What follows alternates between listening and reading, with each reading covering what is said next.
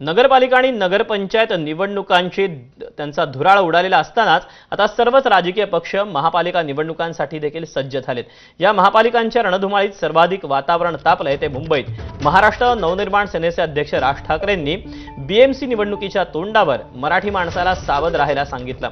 मनसैनिकांनी गाफील न राहण्याच्या सूचना करत येणारी मुंबई महापालिकेची निवडणूक ही शेवटची महापालिकेची निवडणूक असेल असा इशारा देखील त्यांनी दिला। राज ठाकरेंनी कार्यकर्त्यांना रात्र वैरायची आहे या शब्दात सद्यस्थितीची आठवण जाणीव करून दिली। तसंच मतदार याद्यांमधून सुरू असलेल्या राजकीय खेळावर लक्ष ठेवण्याचं आवाहन देखील केलं।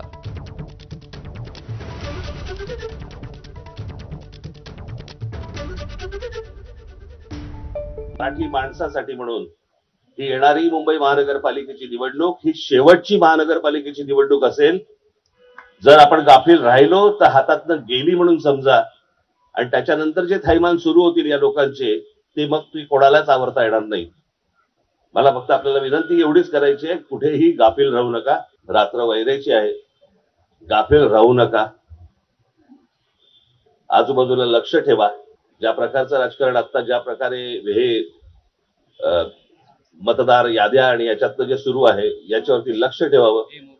आपल्या आजूबाजूला कोण मतदार खरे आहेत खोटे आहेत याच्यावर देखील तुमचं लक्ष असणं गरजेचं आहे।